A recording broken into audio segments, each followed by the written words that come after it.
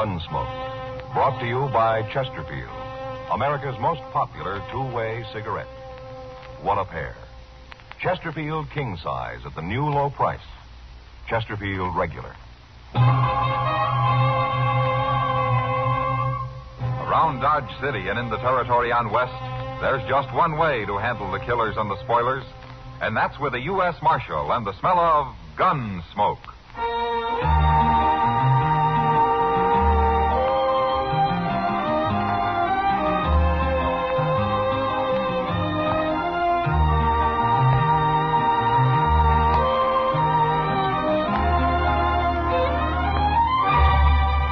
Gunsmoke, starring William Conrad, the transcribed story of the violence that moved west with young America, and the story of a man who moved with it.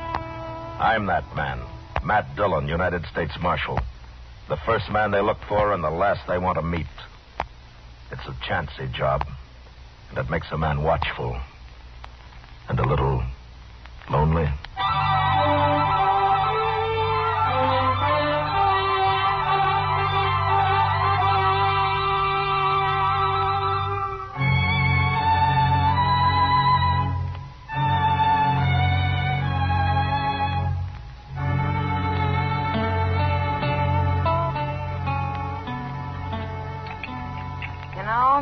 I'd sure like to meet whoever's running the kitchen in this place. Oh, why, Kitty? A cook that can make antelope stew taste like prairie dog ought to be something to see. Well, at least it's hot. No, it isn't. Oh, mine is. You forgetting you dumped half that bowl of chili peppers in yours?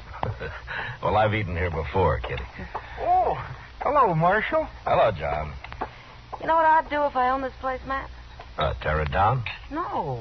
Look, it's got tables and chairs and knives and forks and spoons. And out back, they got a kitchen all set up with a stove and everything. So? What's all here? I'd open a restaurant. You're spoiled, Kitty. Dodge isn't St. Louis, you know. St. Louis? I was there 6 months, 4 years ago. Hello, Matt. Oh, Kitty. How are you, Doc? Oh, I'm fine. Well, sit down, Doc. Sit down. Oh, thank you. Oh, well, what are you eating? Stew? That's what they call it, Doc. Ah. Well, I'll try a little anyway. Then I'm going to bed. At noon? I was up all night, Kitty, out at the Brant place. Mrs. Brant have her baby? Uh-huh, a boy. That's 5 I've delivered out there. You know, it seems to me it's about time they gave you one. Oh, no, gave me one. I've got enough trouble all by myself. But seriously, I'll tell you something, Matt. It's got so I'm afraid to be driving onto the prairie at all. More Indians, Doc? I ran into Sam Butler outside. He just drove in with his whole family and all his belongings loaded onto his wagon. Says he's quitting. Oh, why? The Pawnees wiped out another family up near his place on the Smoky Hill River a couple of days ago. That's the second raid in the last 2 weeks. No wonder he's scared. Matt, he's telling everyone who will listen that it's a shameful thing for the law to be hiding out in Dodge while whole families are being slaughtered in the country. He is, huh? Yes. I thought you'd like to know. Hey, you sit with Kitty, Doc. I'm going to have a talk with Sam Butler. Sure. I'll see you later.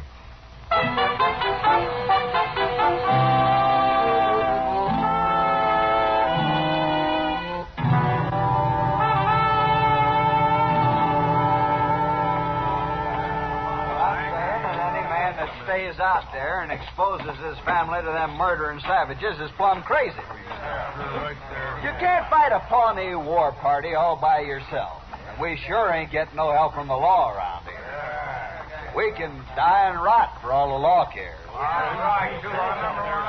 Hello, Sam. Well, where you been hiding, Marshal? I hear the Pawnees made another raid up near you. If you call shooting and scalping a man and his wife and their 2 boys a raid, well, those men never had a chance to fight, far as I see. Men? Well, boys, but they were coming on 14 or 15, old enough to handle a rifle. But they got caught outside and never even made the house. I seen them lying there with my own eyes, Marshal. And if you'd seen them, you'd be doing something about it instead of sitting around here and dying. I'm not hired to fight Indians, Sam. That's the Army's job. And you ought to be out helping the Army. Every lawman in the country ought to. The Army doesn't need help. But there's something strange about those Pawnees. What's strange about them? They killed white men before. I'm sorry you're quitting, Sam. We need settlers out here. Not dead ones, you don't. No. No, not dead ones.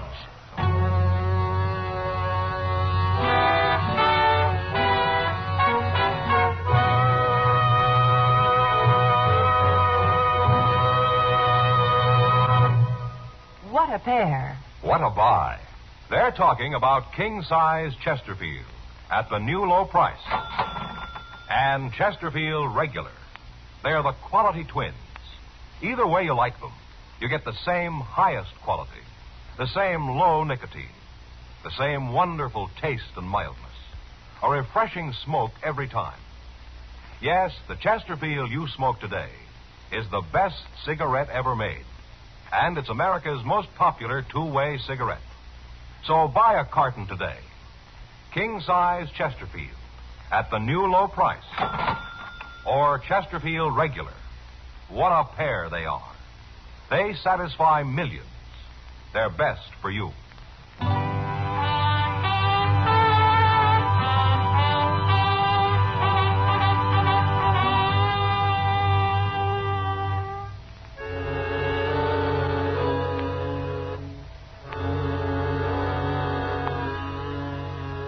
Chester and I left Dodge that afternoon, and toward evening the next day we ran across a troop of cavalry camped on the Smoky Hill River. It was commanded by an officer who was new to this part of the country, a Captain Starr. He was anxious to make a success of his first expedition, but so far he hadn't even seen an Indian. I decided to stay with him for a while, and I'm glad I did. The next afternoon, while we were on the march, his scouts reported another settler's cabin burned. The family killed. At my request, Captain Starr filed his troop out in patrols while he and Chester and I rode forward to the scene of the slaughter.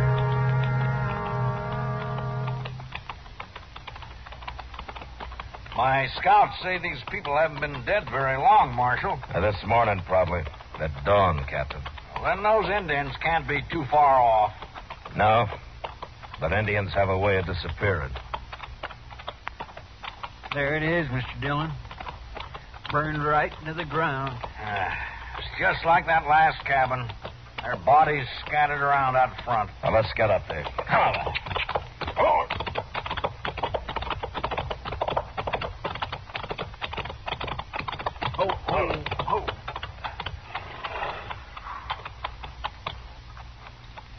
Whole family. Man and his wife and their boy. Look over there. Against the water barrel. Oh, my. It's a little girl.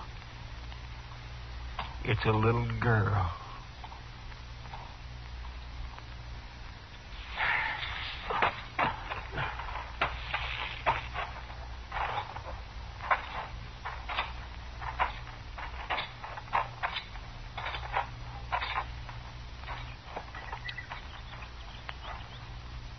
They scalped them, every one of them. Even that little girl. They even scalped her. At least they didn't torture them. Did they torture the other families, Captain? No, they didn't, Marshal. They shot them just like this and scalped them. Where are you going, Marshal? What is it?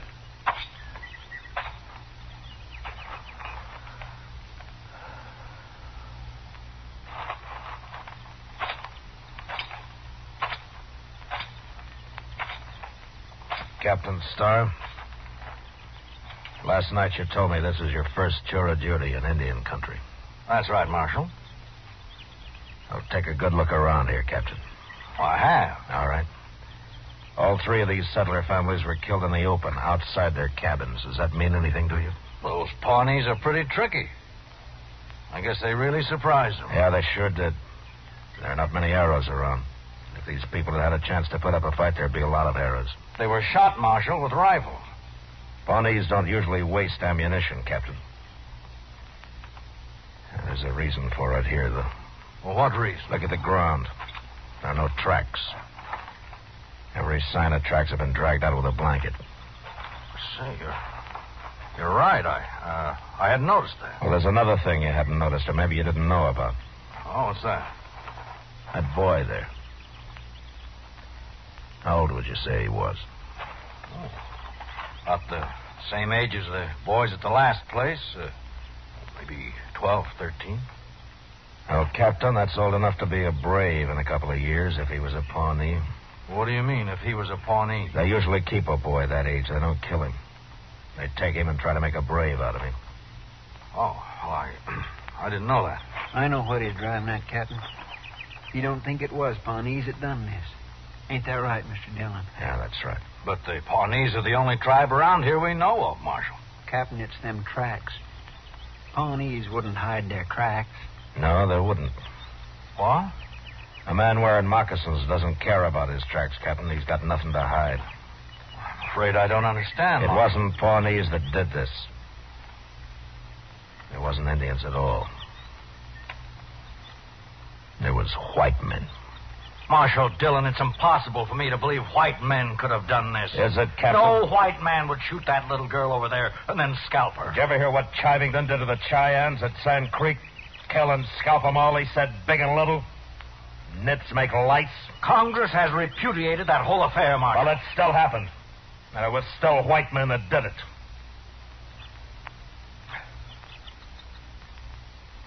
Oh. I suppose you're right. Yeah, I'm right. But why did they do it? Horses. You see that corral out there? This man must have had 6 or 7 head of horses. Yes, the other settlers did, too. They stole the horses and probably whatever they could find in the cabins, and right now they're sitting around camp somewhere drinking coffee and laughing at all of us Indian hunters. Well, I'll find them. Now, it's a big country, Captain. I got a troop of cavalry out there, Marshal, over 100 men. All right, suppose you do find some riders with a bunch of horses. How are you going to know they're the men you're after? Well, these horses are branded, aren't they? With what brands?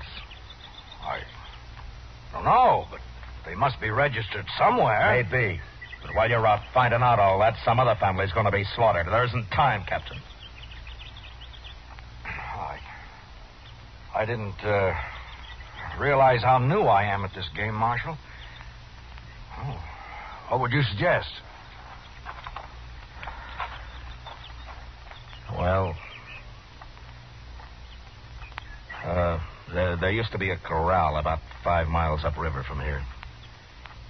If it's still standing, we'll bait it with a couple of dozen head of good cavalry horses. And then they'll come to us. Good idea. And I'll have my troop deployed and ready to move in. No, that wouldn't work. You can't hide 100 men, Captain. You'll have to keep your cavalry clear away from there. But how? Chester and I'll be there. We'll wait for him.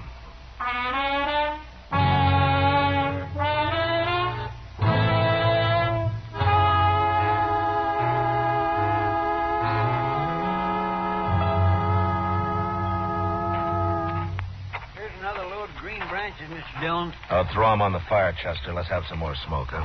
Yes, sir.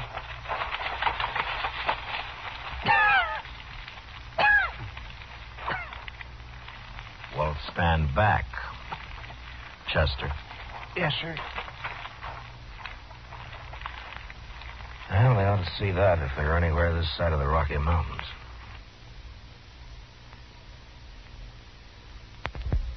They're sure to be scouting around, Mr. Dillon. They ain't stolen enough horses yet to leave the country. Yeah, besides, they're feeling mighty safe. They'll come. Mr. Dillon? Yeah. I've been thinking. Now, what's bothering you? Well, sir, there's only 2 of us. And I'm wondering how many there are of them. Now, you want to go back and find the cavalry? Oh, feel a whole lot safer. So go on, then. Oh, you didn't answer my question, Mr. Dillon. How many do you think we're waiting for? There's no way of telling, Chester. Well, if there's a whole passel of them, how in the world are we going to take them? I don't care how we take them. You're pretty mad, ain't you? Well, I can't get that little girl out of my mind. Yes, sir, I know. Now, look up. Hmm?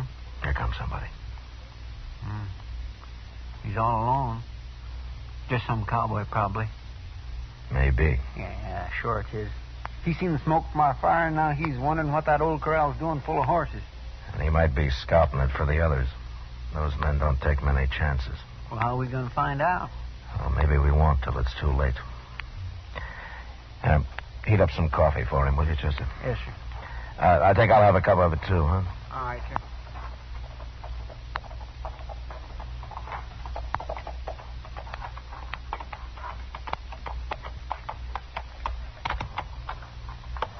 Morning. Oh, get on, stranger. We'll have some hot coffee up in a minute. Well, let's try my horse here. Whew. Sure used some coffee. Had to make dry camp last night. Oh? Well, you couldn't have been very far away. Why didn't you ride on down to the river here? Tell you why, mister, I was lost.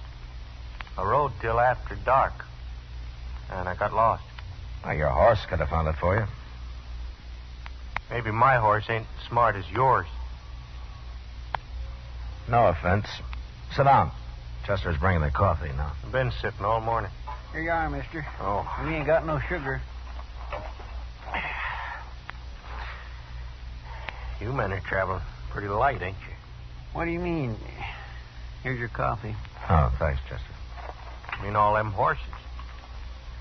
Mighty big remote and no wagon. Not much grub I can see.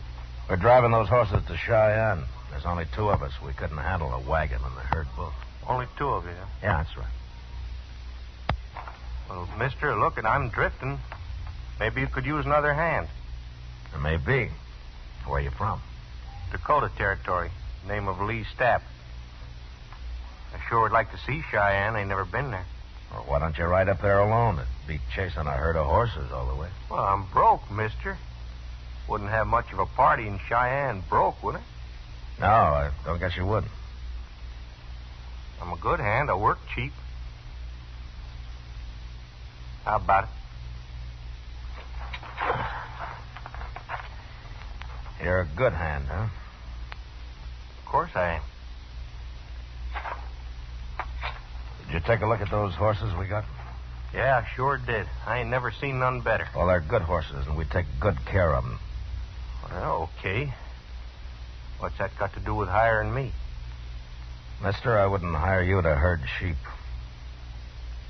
What?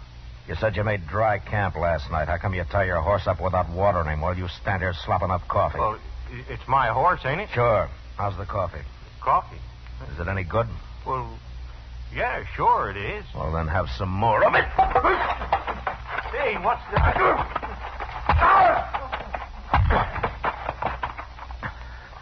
Chester.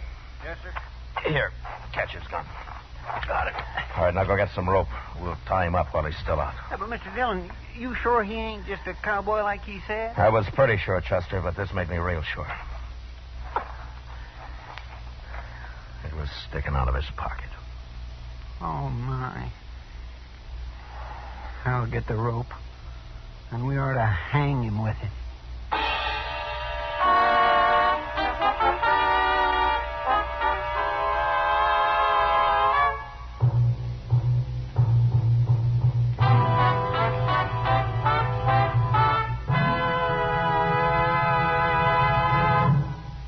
We will return for the last act of Gunsmoke in just a moment.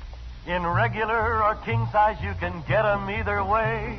The best smoke ever made for Chesterfield you buy today. Smokers coast to coast are changing, it's a cinch to do. Here's all you have to say to get the one that's best for you. Chesterfield's for me, Chesterfield's for me. You just say it's Chesterfield's for me. Friends, for your vacation, take along plenty of Chesterfield. Buy 'em by the carton. Chesterfield king size at the new low price. Chesterfield regular. What a pair. They're the quality twins. The same highest quality. The same low nicotine. Either way you like them, they're best for you. Smoke Chesterfield. It's America's most popular two-way cigarette.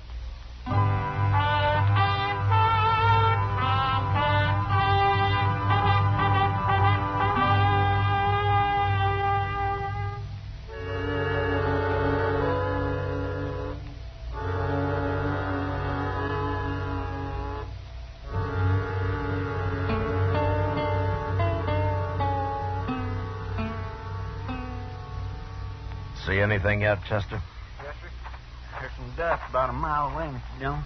Is it moving? Right this way. I'd guess maybe a half dozen riders. Now, your friends don't take many chances, do they, Steve? They ain't friends of mine. Well, I'll tell them that when they get here. You better turn me loose, or else you ain't gonna tell nobody nothing. You mean they won't like it, you're being all tied up that way? You ain't got a chance, Marshal. By golly, he's about right, Mr. Dillon. How are we going to fight 6 men? You know, I've been thinking, Chester, we could use Stapp here as a hostage. No, Marshal, don't do that. I don't aim to, Stapp. They wouldn't care whether you die or not. Men like you don't have that kind of friends. But we can't stand up to 6 men, Mr. Dillon. We wouldn't have a chance. No, we wouldn't, Chester. I'm going to do something I never did before in my life. What? You'll see. But first get a bandana and fix Stapp up so he can't talk. That won't do you no good. Shut up and get on your feet. Here's a bandana. There, I'll do it. All right, on your feet. Stand you. Now turn around.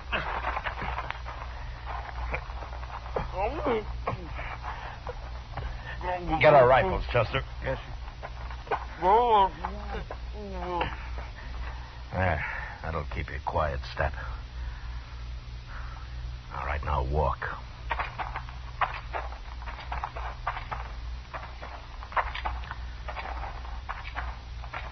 Here's yours, Mr. Dillon. Oh, thanks. You get on behind that log over there, Chester. Yes, sir. I'll keep Stapp here with me. All right, lie down, Stapp. And if you make any noise, I'll split your skull. Now, go on. Lie down.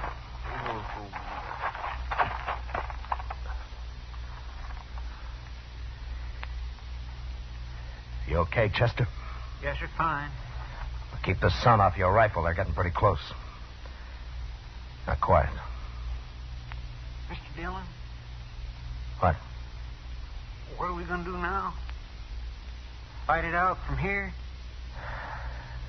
Chester, I'd hate for either of us to get killed by men like them. When I start shooting, you start. Take whoever's on your side first and then work in. Yes, sir. Surprise them, huh? Because they'll never know it. Shut up now. Here they come.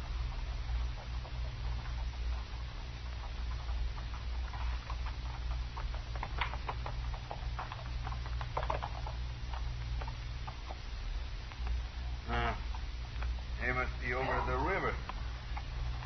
We'll get down and wait here for them. Maybe that done killed them already. We didn't hear no shooting, did we? I don't like this gig. Dad should have been back a long time ago. Dad knows what he's doing. Them sure fine horses. Now, Chester!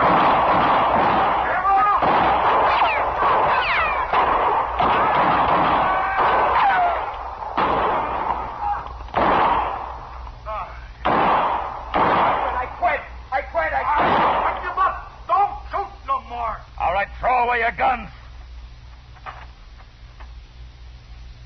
Now turn around and get your hands up in the air. Chester, come over here. We killed 4 of them, Mr. Dillon. 4 of them.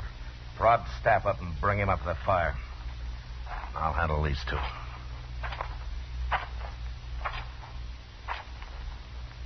Well, you 2 stopped just in time. You can turn around now. Who are you? What'd you ambush us for? Well, you went and killed 4 men. I'm a U.S. Marshal, mister. You're lying. Am I? What kind of marshal would ambush a bunch of men like that? My kind. I untied his bandana, Mr. Dillon. No reason you shouldn't talk now. That was murder. That's what that was. That was plain murder. Sure was. Even if he is a marshal, he'll hang for this. He never give us a chance. You're right, mister. I didn't give you a chance. There were too many of you. Besides, I never knew any man that deserved a chance less than you. What are you talking about? We ain't done nothing. You haven't, huh? Well, I found this on your friend's step, mister. Here. Take a good look at it. Well, what's this? This ain't nothing, just a little yellow ribbon. I burned the rest of it. You blasted fool, Stapp. I didn't get nothing else. It was just kind of a souvenir. I told you to get rid of everything. Stapp, I'm sorry you came in alone. I wish you'd been with the others. But I'll see you hanged. All 3 of you. And it's that little girl's yellow hair ribbon that's gonna hang you.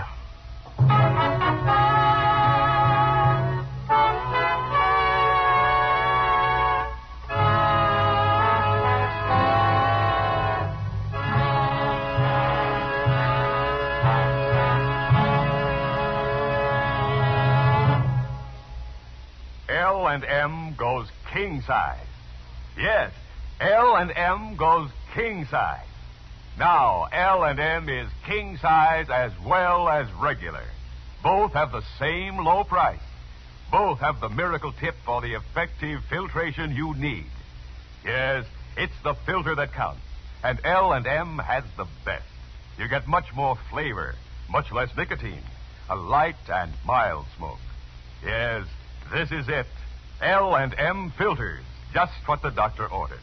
Buy a carton, king size or regular, both at the same low price. L&M filters, America's highest quality and best filter tip cigarette.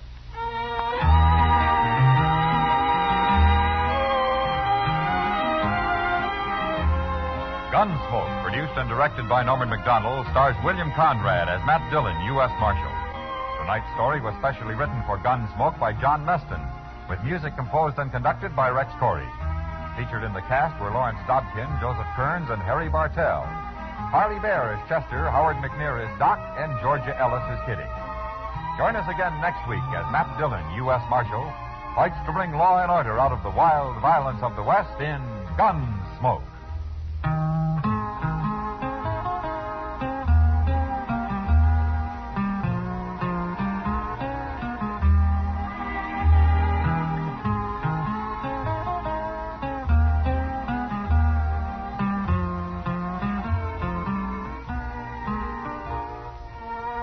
Although the physical danger of war is over for your friend in the service, his morale is threatened now more than ever. He worries about being the forgotten man. And when there's no mail from home, that's when loneliness really settles in. And it's tough to be lonesome. The USO knows there's nothing like a letter to make a fellow feel better. Why don't you let your friend in the service know you're thinking of him? If you're a cousin, neighbor, schoolmate, or a member of his church, club, or union, write to him today. Remember, it's tough to be left out at mail call. And remember, too, next week at this same time, Chesterfield will bring you another transcribed story of the Western frontier on Gunsmoke. This is the CBS Radio Network.